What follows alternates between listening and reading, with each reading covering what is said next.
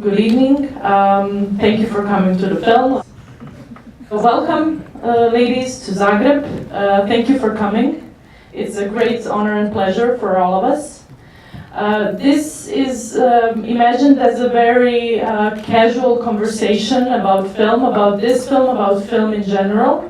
And I, of course, have many questions I want to ask them. But if you have questions of your own, please start right away or during the conversation. Don't wait for the end, please. Really, whatever you want to ask, if there's something right away, just put your hand up. If not, yeah. And if not, just wave or yell or whatever, and we'll get back to you. So maybe because I know there are some filmmakers in the room, it would be great to start with something that is not directly connected to this film, but it is in a way. You started your career as a feature film director in 1989, and in the 90s you had more than one success. And then for almost 20 years you didn't make a feature-length film. And I know there's a lot of story behind that, so could you share that with us? I know it's difficult to remember, but it may encourage some of our filmmakers to feel maybe less alone and less bad about their own situations. Well, don't imitate me. First advice. Yeah, I already forgot these tough years. So, yeah, now I have to remember back. I'm sorry. Well, in the 90s, I made several feature films, and I had my kids. Also, what generally they say that when you have kids, it's more tough. No, it is not. I mean, yes, but this is not an obstacle.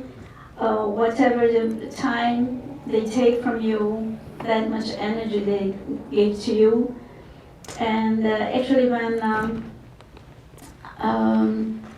I finished the film in 99 and 2000, and the kids started to be bigger, so I thought, wow, now I speed up. I had two great scripts. I mean, great, not only I thought they are great, but they got a very, very positive response. People were interested, the financing started to take shape, and then they didn't happen. Then you try again, then you say, okay, I sit down and I write a new one, and it is very well received again. And it seems to get together again, and then nothing happens, and then 15 years passing, and then I got an offer from HBO Europe, and that was a really nice recovery work. And so actually it took 80 years to make the next feature film. But from that moment I'm working continuously, and I hope I will live long and can somehow recover this huge hole. I hope so too. And I'm sure the audience does as well. Alexandra, let's go to you for a while. For you, this was also a transition because you're very well established in theater. But this was, as far as I know, your first main role in a feature-length film. So can you tell us a little bit about that transition and how your career is working after this huge success that this film had? Hi everybody. It was my first main role because first Ildiko invited me for another role, the movie, The Psychologist, and I got it. And after she changed her mind. Actually, I wrote the role of the psychologist for her. And I was very happy for this idea, and there were, I think, 3 castings, 3 rounds, and for first, after the first, Ildiko wrote me a message.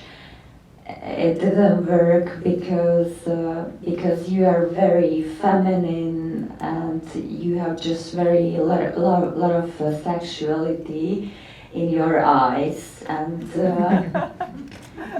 we don't need that for this character. And she wrote me this sentence: I give you another chance. And I just go for it, and I went to the theater, to the makeup artist, and I pleased him give me some makeup to just be different and ugly and something very different. And after I just felt something transform, yeah. And also in this message was do something with your eyes.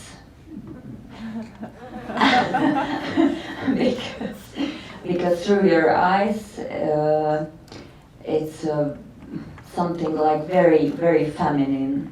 And I was very angry.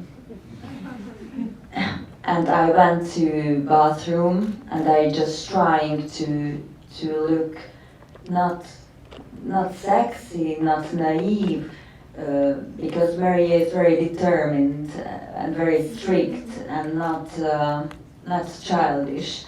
And I just starting find something like that. And after I went this second or third round, and after Ildiko called me, I think, and she said, I think you will be the good one for this role. Now, just to explain this, it's the lack of experience what we needed for this Maria in the eyes. And I don't know if there are parents here in the room. You can remember that if you have a young baby and you don't see them for a week, sometimes it happens in 2 days. Because of the fresh experiences of the world, their eyes are changing. It's not the same eyes looking back to you when you come home in the evening. And because Maria had to have a very sheltered life, somehow there was a very strong character, a big sensitivity, but a lack of experience, of lived interactions with people, of dramas, of jealousies, of breakups, of passion. It shouldn't be in her eyes, all the life you had. And then I remember when afterwards we were trying to build you the path to really make this transformation, and you remembered a schoolmate, how she walked. And I remember bringing you shoes, what you normally wouldn't never ever wear, just to really literally work in her shoes, and by the walk, by the physicality to arrive. And then I was so lucky, really, really so lucky to see every morning this girl to transform into someone, not to play, not to act, but really to see the transformation, the inner transformation. And that was a very, very special, exquisite, one time in a life experience to see her work.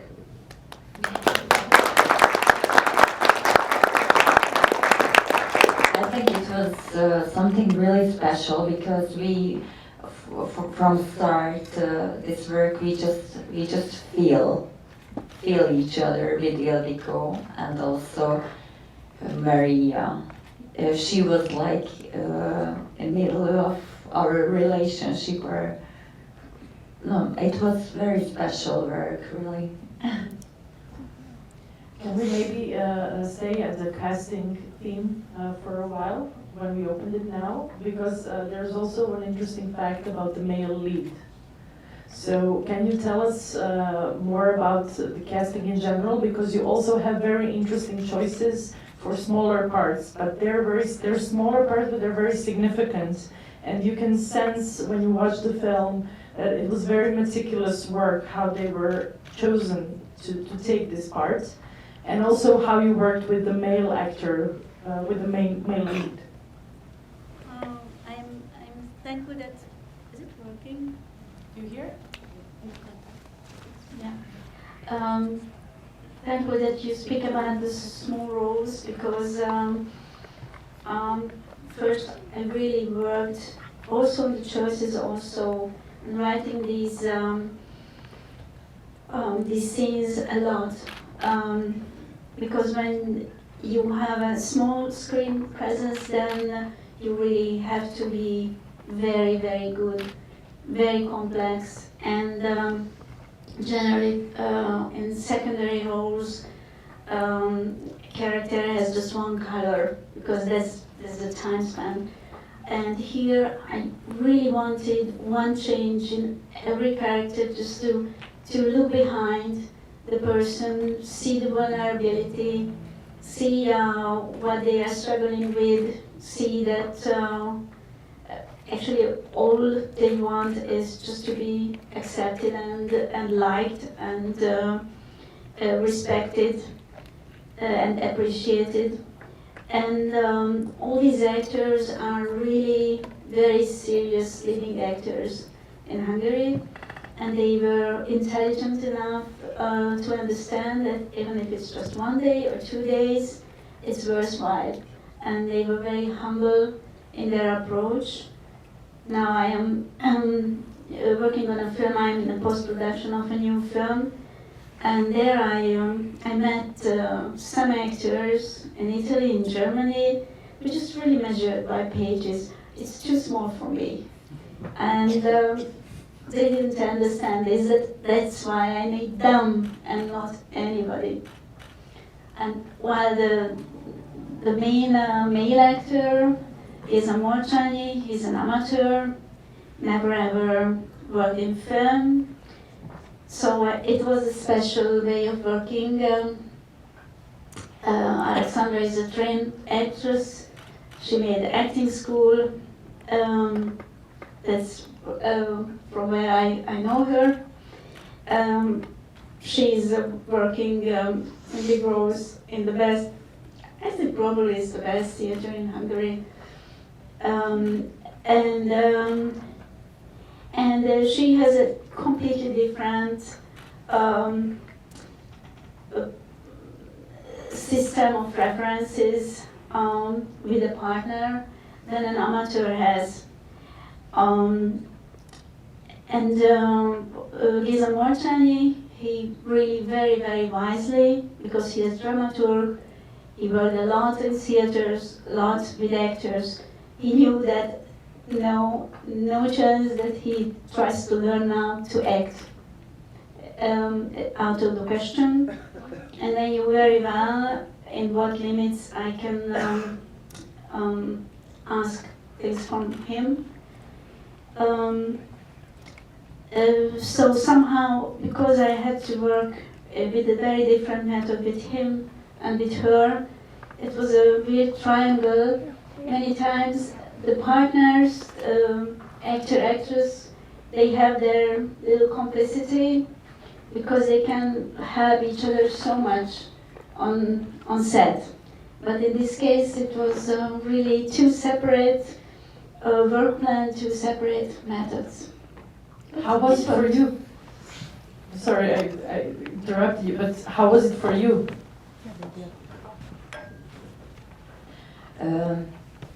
For first, it was a little bit weird because I think I'm a maximalist, and I just sometimes waiting for Geza because he just don't know how can he step on sign. So he didn't know that technical part of shooting. But after we just talked with Ildiko, and I said it's okay for me because Maria is very isolated for others, and I just wanna be during the whole shooting, during the breaks, behave like Maria because it's very useful for me, and that's why it was very good for me to have him because he's very very good person. He's really very nice and he's a real gentleman. So it was weird, but it was useful for me for this character. Actually, I chose him because of the weight of his personality, his charisma, his screen presence, his sense of humor, also his secret. When you see the person, you imagine lots of things, and it was very funny. This sort of very experienced person to be really in a learning phase on set. I remember once there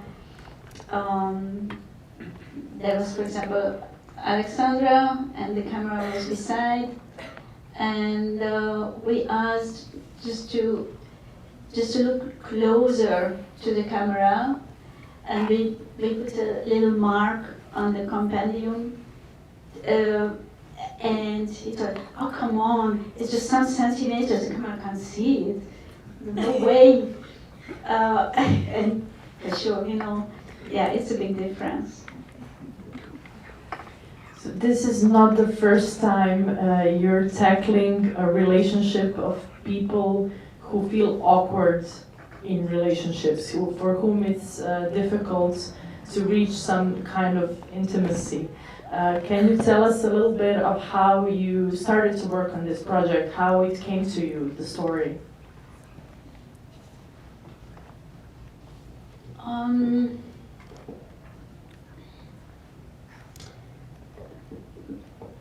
There was a mixture of elements. One is I used to read lots of poetry, and we have a wonderful poet, Agnes,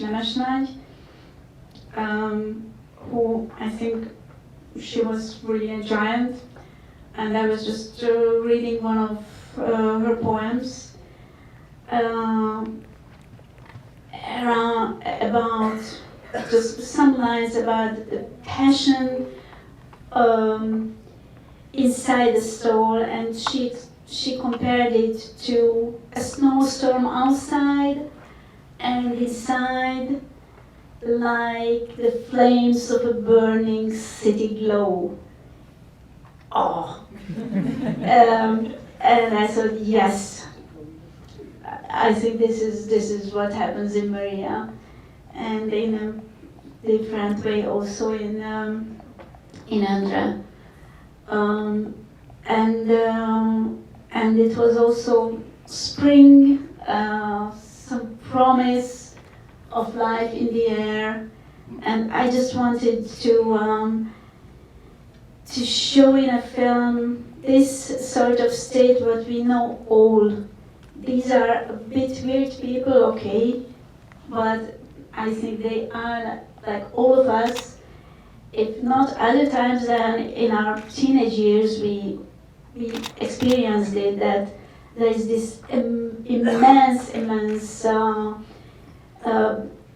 bursting emotion inside, but it's no way you can articulate it, it's no way you can find a right way to express it. no way even to interpret it for yourself, because it's so new and it's so thrilling, and also it's so frightening.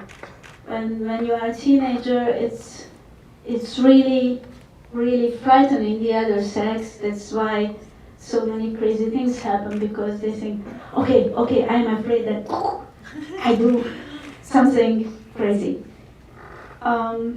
So I thought, even if it's something particular, it can tell something for all of us, all of our human experience. And the dream sequences with the tears, can you tell us the inspiration behind that, but also how you shot this? Because the tears are very compliant, and it's surely not something that is that we see every day on film. I swear, I don't know how this idea came to me. I just knew that I wanted these two people to put in a situation where they can't hide in their little cave. They have to react, they have to do something. After you realize that your colleague had the same dream, and very, very emotional dream, then you just can't go to work and say, oh, hi, and that's it. You have to do something with this situation. And I thought, because both of them, they needed, for different reasons, a very strong push. So I thought, yeah, perhaps this can work like that. And yeah, you told me there are some filmmakers here. You know that everyone, even if just instinctively, all of us, we are very, very expert in film language. Even 10 years old kids, just we can't formulate it. So first thing was to get these years. After choosing them, I really chose Pistorius, the female, for Alexandra. If I show you you think it's just a deer, but if there are 30 female deers, you can say, yeah, this is Alexandra. And we had, for the wide shots on set, another deer, if Pitzer was tired, but the first day we realized that even in a wide shot it won't work. It won't work because we approached these two animals like two personalities. So in National Geographic Discovery Channel films, generally one animal is played by several ones. And generally they are showed in from an observing perspective. And here our goal was to show them like humans, like people. And for that they had to be used that the camera is really close to them. Sometimes it wasn't without some danger for the cameraman in the case of Goliath, even if he doesn't want to hurt anyone, just doing like this can really hurt you. Anyway, to be accepted, and then using those frames, those do you know what's over the shoulder?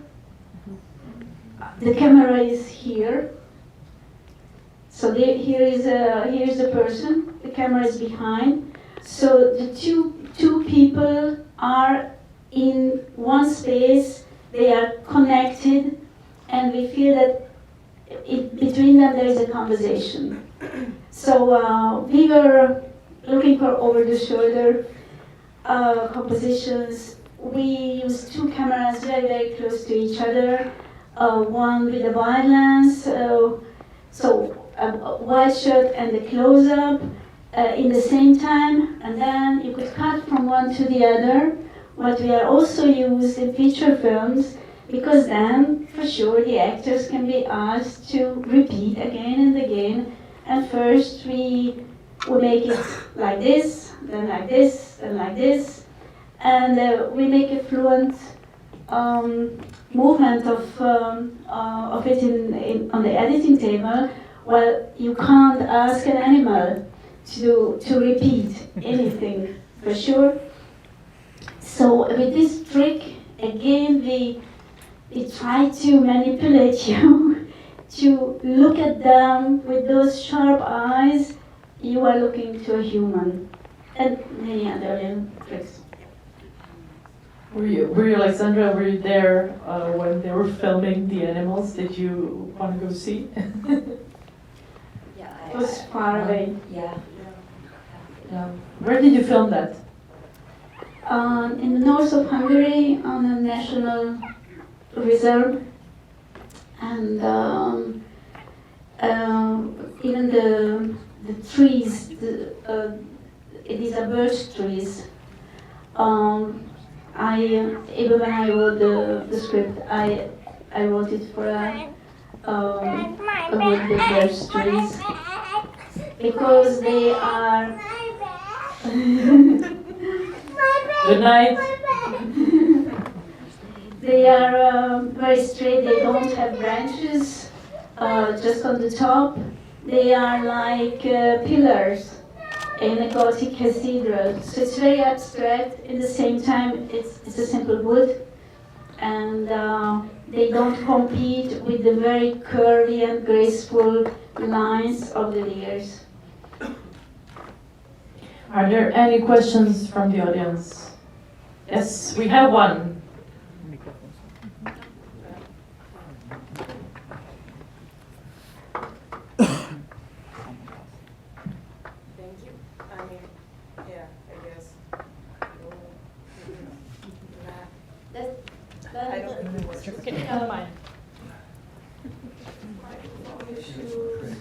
Hello? Yeah, okay, now it's too loud. Okay, I have one question to start. Why did you, and I think this is one of the greatest bits of the film, why did you set it in a slaughterhouse? Why are they employed in a slaughterhouse? And like, you have animals, cows, in that slaughterhouse, and you really don't hold back when you show what's going on with them. It's pretty graphic. And then on the other hand, you have the deers and the dreams, which are a nice contrast. So why the slaughterhouse? That's what I'm really interested in. Thank you. Well, I wanted a normal workplace, and it is a normal workplace.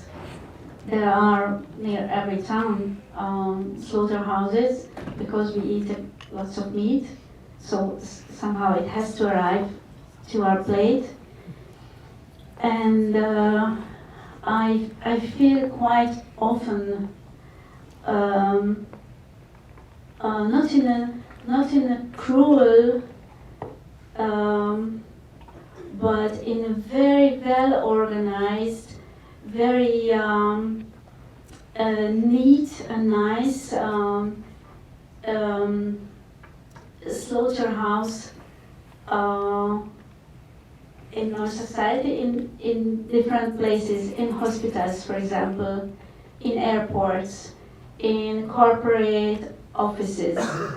I think there is a cruelty, an elementary cruelty, which goes against human nature, human sensitivity, in the system. So it's not when the system goes awry, it is when the system is working correctly. That's why, for example, this is a very neat, proper, automatized slaughterhouse where nobody is torturing the animals or doing anything unnecessary harm to them. They are just doing their work. As many hospitals are doing their work when they just don't care about what is happening when someone is being born or someone is dying. There is no place for that sort of the seriousness, the weight, the joy, or to say goodbye. It's a disturbing element in the system.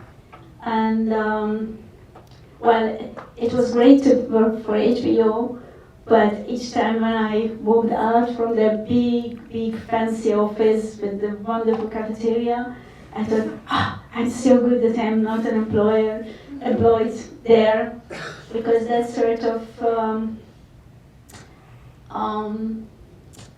neurotic fear in the air, it was, well, I was happy that I wasn't part of it. So somehow I think it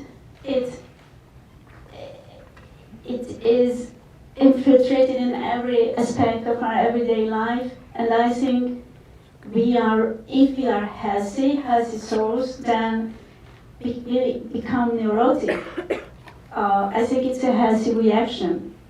So I remember when I wrote the first director's statement for the film, I wrote that Maria's, let's say, illness or symptoms are the signs of the health of her soul, because she doesn't support something which is insupportable. Just we humans, we are so used to get used to anything, in fact, which makes us a living species on the planet, by the way. So that's why this filter house, and yeah, it was graphic, but I made very careful choices because I wanted, and we really put an effort in it to show the faces of the cows. This is how the film starts, and for technical reasons we have to make an extra day after we finish the shooting, just for one close-up of a cow looking up to the rising sun at the very beginning of the film. Because for me it was essential that Maria, standing at the tram station, is looking up into the sun, and the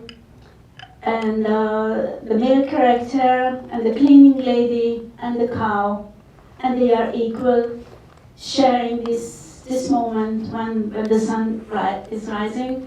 And I was so happy to work with a team where nobody questioned it.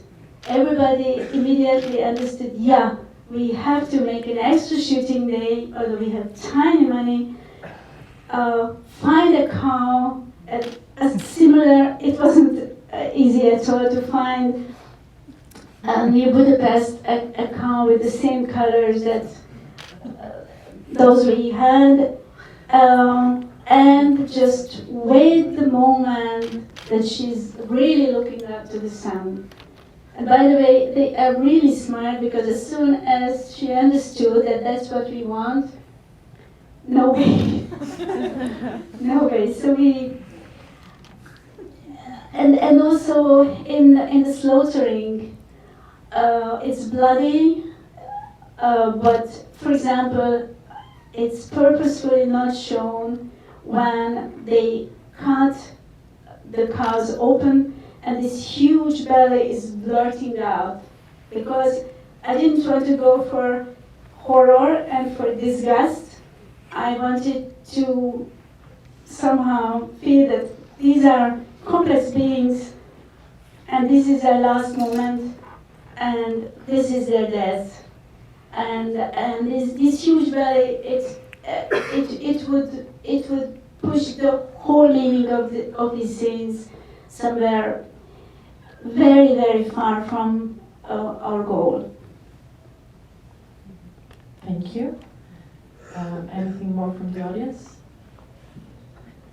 No, Yeah, please. there's a question. It's in the first row. Hi, thank you. My question is, why deer and doe? Why not cow and bull for jobs for the main actors? Well, they do work in slaughterhouse, they work with cows, they work with bulls, so why not tie that in the storyline? Well, I think the worst thing what we are doing with these animals is not to kill them. This is everything what happens with them before they die. They don't have any free moment from the moment they are born, and it's quite recent. It's after the Second World War that this sort of mass production started. My husband, who is coming from Westphalian, from Germany, from a peasant family, from a hilly, very nice part of Germany.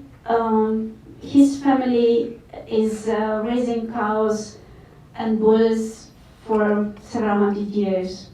And they continue to be outside on the hillside nearly the whole year. And the little ones are born there, and sometimes they don't even know that a little calf is born for 1 or 2 weeks because they are hidden in the bushes. So they have a life, but not these animals. And I wanted to find the closest free animals to the cows and the bulls and the deers. Anything else from the audience? Yes.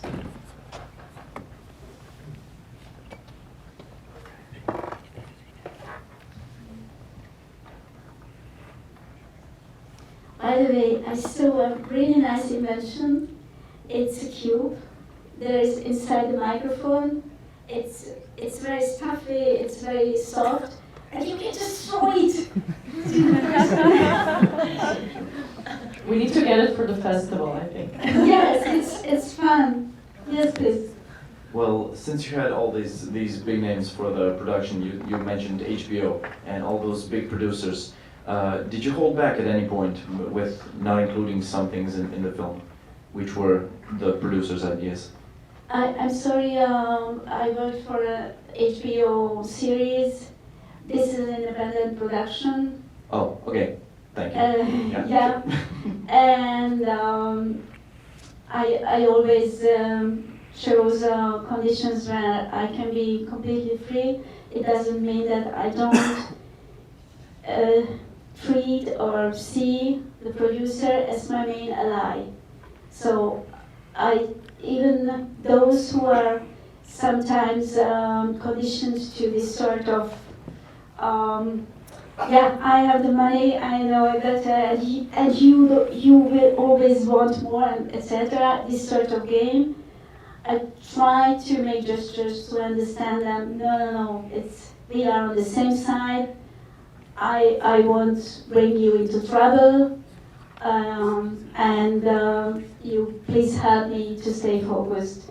So now it was a wonderful, friendly work, and we are doing now this next film, this new film with the same team. Thank you.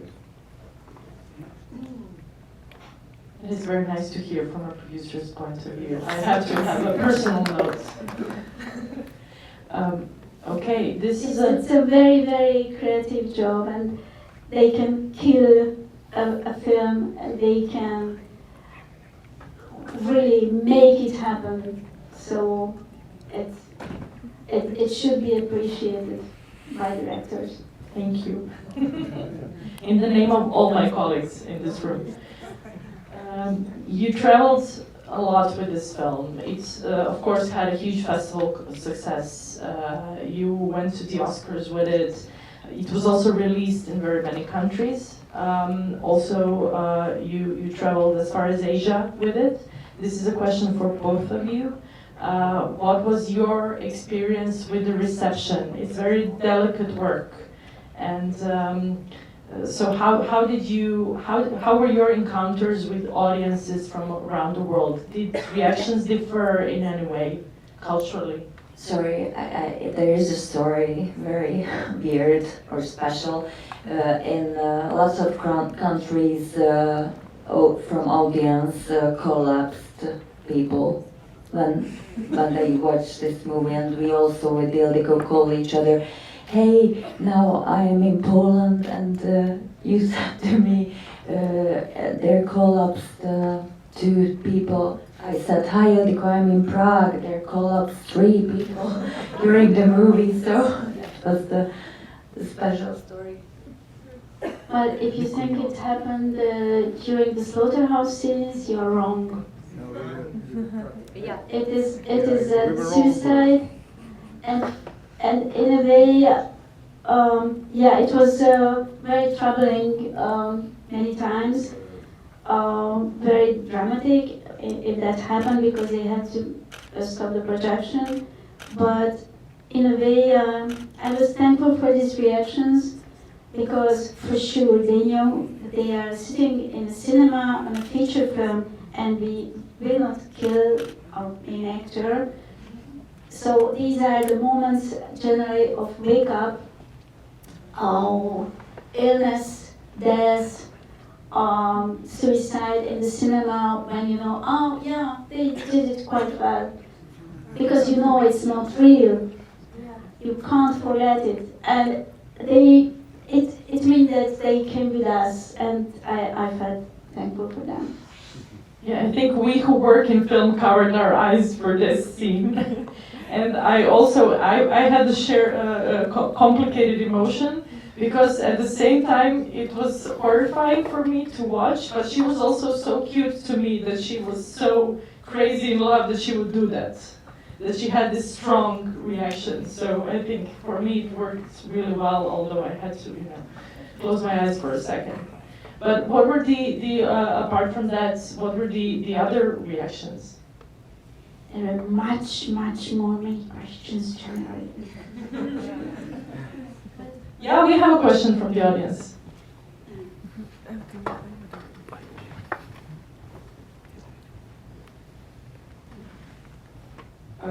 So your visual language is something I have never seen before in my viewing experience. And as a young director, I want to ask you this one question. So when you're writing your script, do you think of the scenes like visually, or do you first write the story and then think of the visual aspects? I think it's very personal for everyone, and I think the main thing is to find your way, how you function, and not to be disturbed if it's not written in any handbook. In my case, the story comes as the latest. And I saw this winter wood with the birch trees, and not oak trees, and not pine trees, etc. And later, for sure, when I meet the actors, I rethink everything. When I see a location, I rethink everything. The accents change, but in this film, I felt that it needs a transparency, and anyway, I used to go for not minimalist, because it can be quite moody and chic and fancy as well, but I can compare it to an expedition to the North Pole. Before you start, you really have to think over what you put in your backpack. Anything you forget at home, you can't run back and, oh shit. But anything what is extra, what is not necessary, will slow you down and will blur your itinerary. So bring the minimum, but bring the right tools. And tools in technical tools, for example, this is the first film I made on digital. Now again, I shot on 35. Because I thought Maria needs it, the crispness of digital. For example, in her apartment, we built it in studio. There's a green screen. We use lots of light because, and we used a big depth of field because somehow I didn't want to overdo it, and that was such a delicate work. Because if I overdo it, then it's an author's gesture, and I really didn't want it.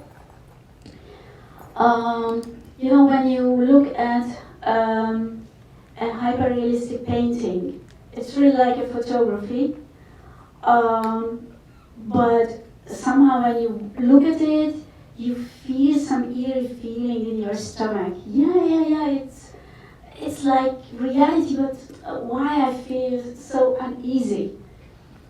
Well, it's actually because it's nearly real, and some of you know the uncanny valley.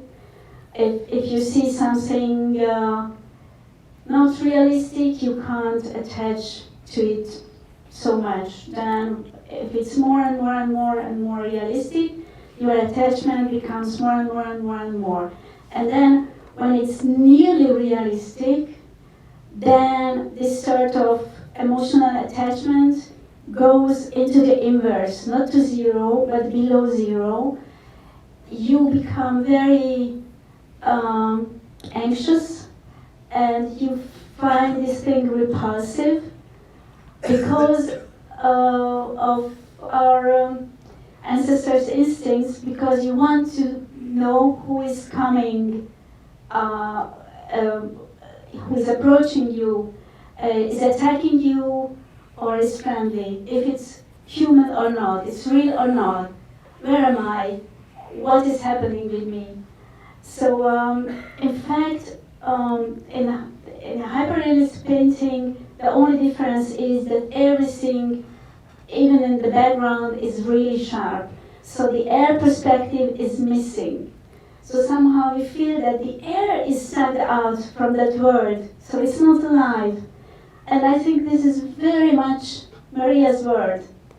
So, for example, it was not, yeah, let's shoot digital because we don't have much money.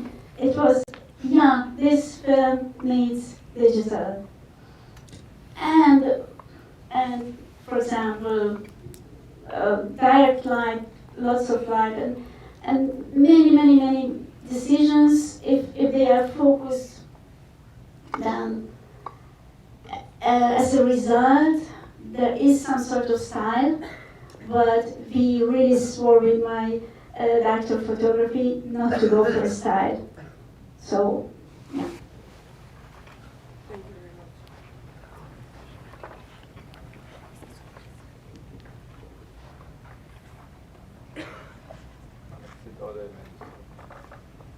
We have another question.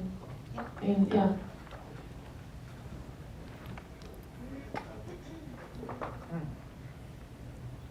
Just speak out. Okay, sure.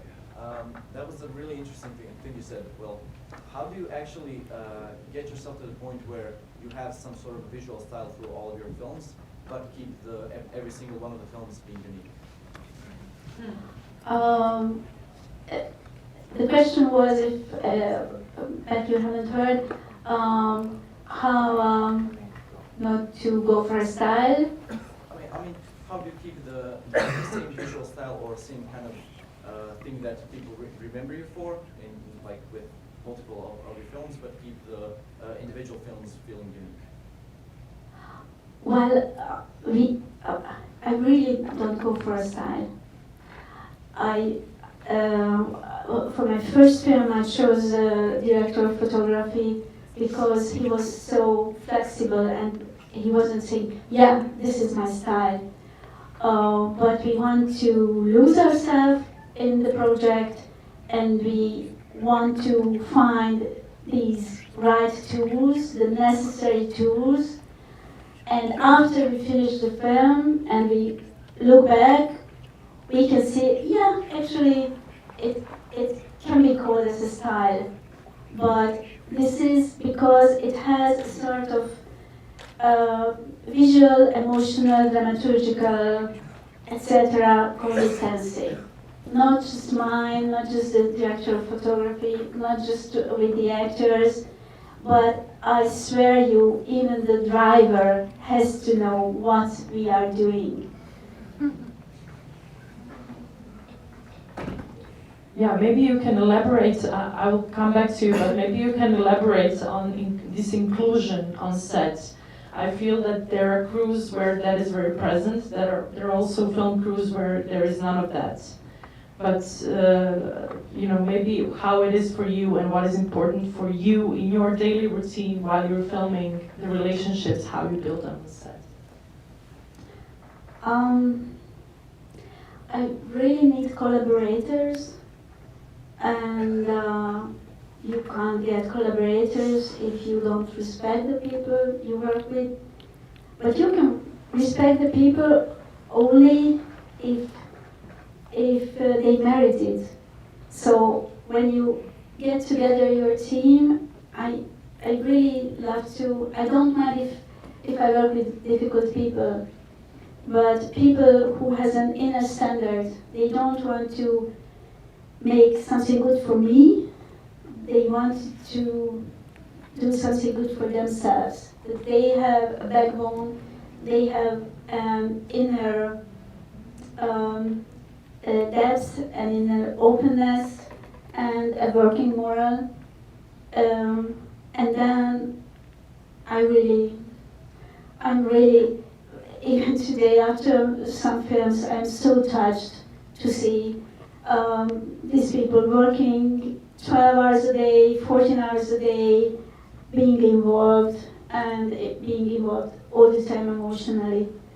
And we started inside the studio, and we started, for some reasons, with the most difficult part, Maria at home, alone, so with no partner, the most intimate, most difficult scenes when it's really hard to say why this scene is meaningful that a woman is sitting in the kitchen. It's really hard to nail, but we knew that yes, it's there or not.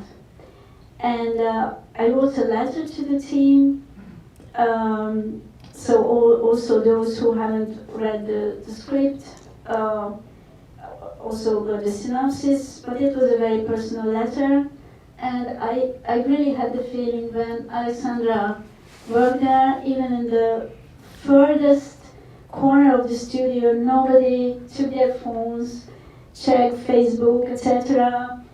This energy that, yeah, here is this girl and what she's doing is really difficult. Yeah, perhaps it happens. This sort of warmth and love for you was so present in the air. So you definitely got this support on your first film. I see you very all the time. Is your next experience, was it similar to that or is it different?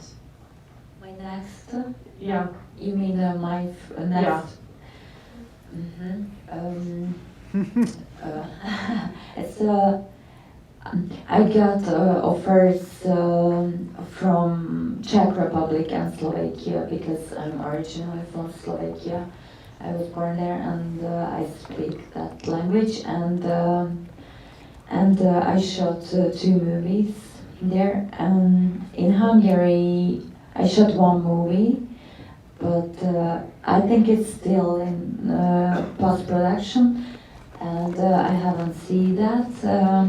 And now I'm working on theater thing, but my experience or surprise for me was after this award didn't going it easy in my work because I was surprised because I in my dream was there would be a lot of films or just scripts or offers, but reality is different. So now I just let it go I got over myself, and So she don't won wanna Best complain. European Actress for this role. That's,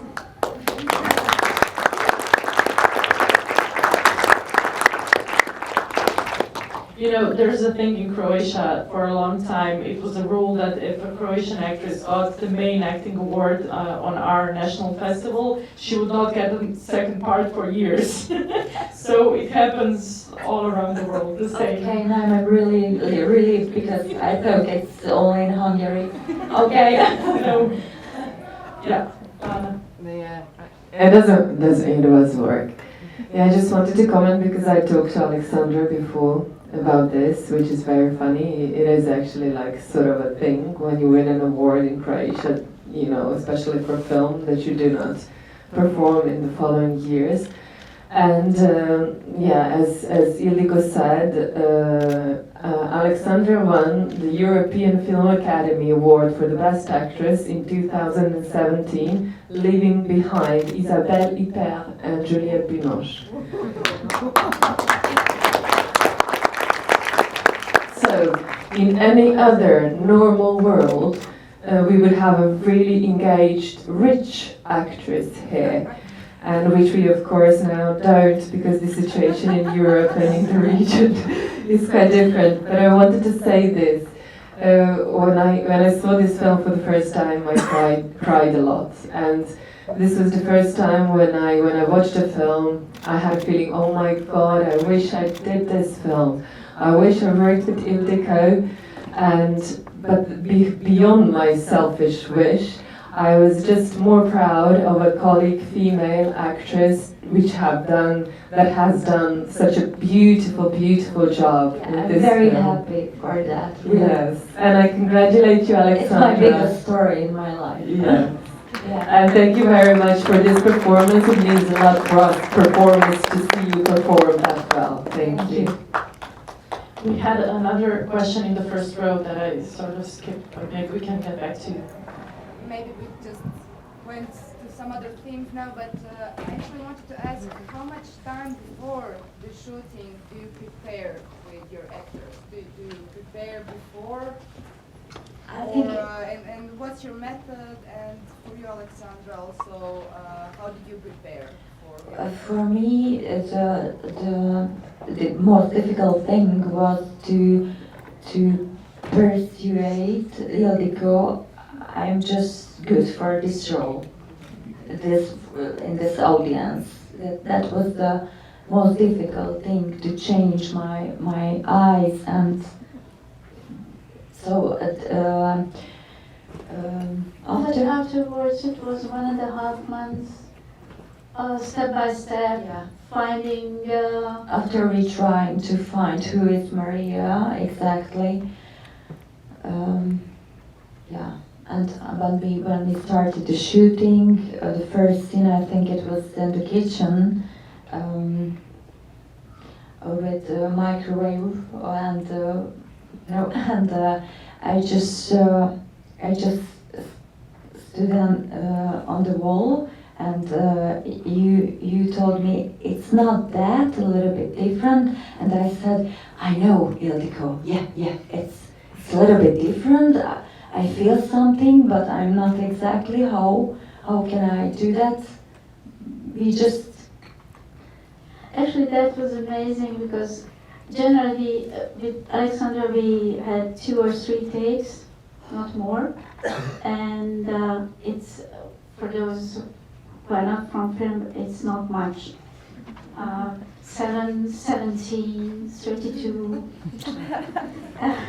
And generally, because she was Maria, she wasn't playing Maria, she was Maria, then everything she did was authentic. So, for example, any one of you, because you are you can't be fake. If it's and surely transformed into Maria. And those very rare occasions, then we think, yeah, we are nearly there. I stood up, I started to walk towards her, and before I told her, she told me what was exactly, and yeah, immediately we did it right. So we really clicked.